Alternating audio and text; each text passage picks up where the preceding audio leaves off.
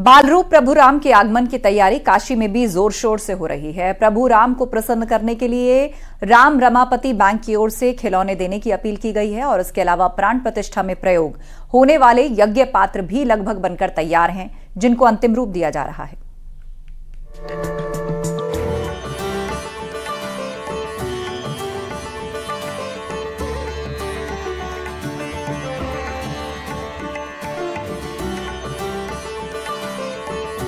अयोध्या में प्राण प्रतिष्ठा की तैयारियां जोर शोर से चल रही हैं। देश के कोने कोने में प्रभु राम के आगमन की तैयारियां हो रही हैं। ऐसे में काशी के राम रमापति बैंक की ओर से प्रभु के बाल स्वरूप को अर्पण करने के लिए खिलौने बनाए गए हैं। राम बैंक में खिलौने से सजे हुए रामलला सभी को आकर्षित कर रहे हैं। राम बैंक की तरफ से अयोध्या में विराजमान होने वाले रामलला के लिए खिलौनों से भरा टोकरी तैयार करवाई गई, जिसमें काशी के काष्ठकला से निर्मित खिलौने हैं, जिसमें हाथी, घोड़े, पालकी, घुंघरू आदि शामिल हैं। इन खिलौनों को प्राण प्रतिष्ठा के दिन अयोध्या भेजने के लिए तैयार करवाया गया है। राम रमापति बैंक के मैनेजर ने इन खिलौनों को राम दरबार में अर्पित करने की इच्छा जताई है। तो अयोध्या के रामलला और वाराणसी के राम रमापति बैंक के राम नाम में विराजे रामलला बाल रूप में है। यह दोनों ही जगह रामलला जी हैं और बाल रूप में है। तो कहते हैं कि बच्चे को जो सबसे सर्वप्रिय चीज होती है वो होती है खिलौना। अगर आप बच्चे को प्रसन्न करना चाहते हैं तो उसको एक खिलौना दे दीजिए, फिर देखिए वो आपकी सब बातें मान लेगा। तो राम रमापति बैंक को यदि अयोध्या के रामलला की ओर से कोई निमंत्रण आता है तो हम राम रमापति बैंक की ओर से यह खिलौने की सौगात लेकर के 22 जनवरी को ही वहां पहुंचेंगे। दरअसल राम रमापति बैंक 96 साल से संचालित हो रहा है। इस बैंक में रुपए का लेन देन नहीं होता, बल्कि राम के नाम अर्जी लिखकर जमा की जाती है। कहते हैं कि अब तक इस बैंक में 19 अरब से ज्यादा राम नाम की पूंजी जमा हो चुकी है।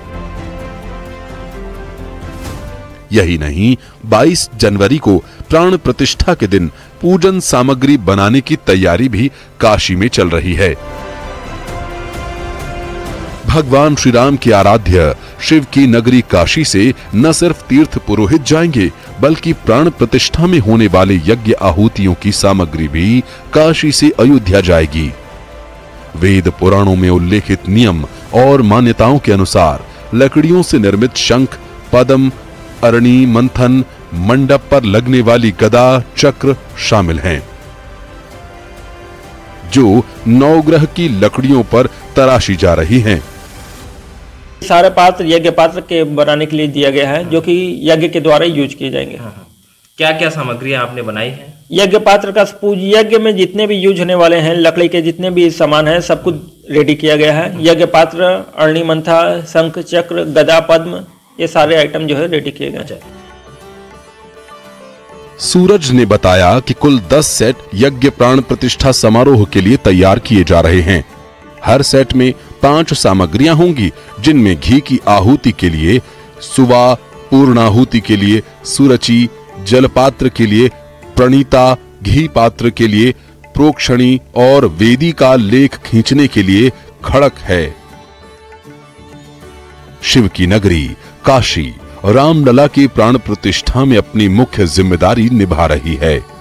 शुभ मुहूर्त से लेकर पुरोहित और अब यज्ञ पात्र रामलला के प्राण प्रतिष्ठा के गवाह बनेंगे। न्यूज़ 18 के लिए वाराणसी से रवि पांडे की रिपोर्ट। घर से नाराज होकर या रास्ता भटककर हरिद्वार पहुंचने वाले बच्चे भिक्षावृत्ति के दलदल में फंसते जा रहे हैं। पुलिस और प्रशासन के सामने ऐसे कई मामले आ चुके हैं, जब घर से नाराज होकर निकले कम उम्र के बच्चे हरिद्वार में गंगा घाटों पर भीख मांगते हुए पाए गए हैं। देखिए रिपोर्ट।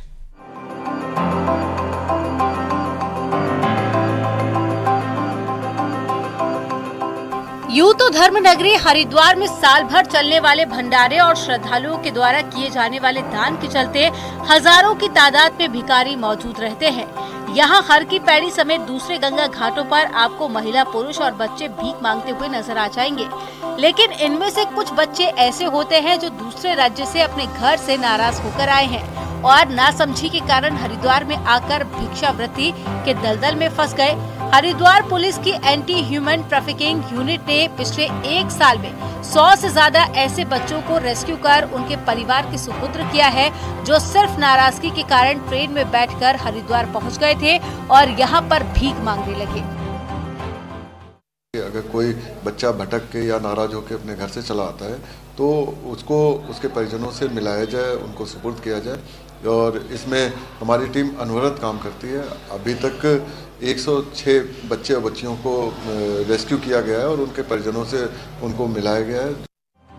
हरिद्वार में एक और जहां पर कई ऐसे आश्रम हैं जहां भंडारे चलते हैं, तो वहीं हर की पैड़ी आने वाले श्रद्धालु भी खुलकर दान करते हैं, जिसके कारण यहां पर भिक्षावृत्ति का रैकेट भी चल रहा है। ऐसे में नासमझी के कारण हरिद्वार पहुंचे बच्चे धीरे धीरे इस रैकेट में फंस जाते हैं और जीवन भर के लिए भिक्षावृत्ति के दलदल में फंस जाते हैं। आजकल तो इसके रैकेट भी बने हुए हैं, इसको व्यवसाय बना दिया गया है। यहाँ पे बाहर से बच्चे आ रहे नाराज होके और यहाँ पे उनका शोषण हो रहा है, ठीक है, और यहाँ पे उनको इस रैकेट में फंसा के उनसे भिक्षावृत्ति करवाई जा रही है। जानकार बताते हैं कि बच्चों के भिक्षावृत्ति के दलदल में फंसने का मनोवैज्ञानिक कारण भी है।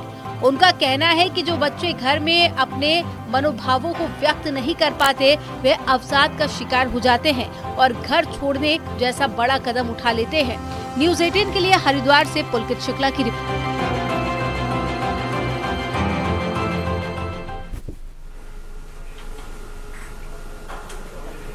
और अब यहाँ रुकेंगे एक ब्रेक के लिए। खबरों का सिलसिला लगातार जारी है, आप बने रहिए हमारे साथ।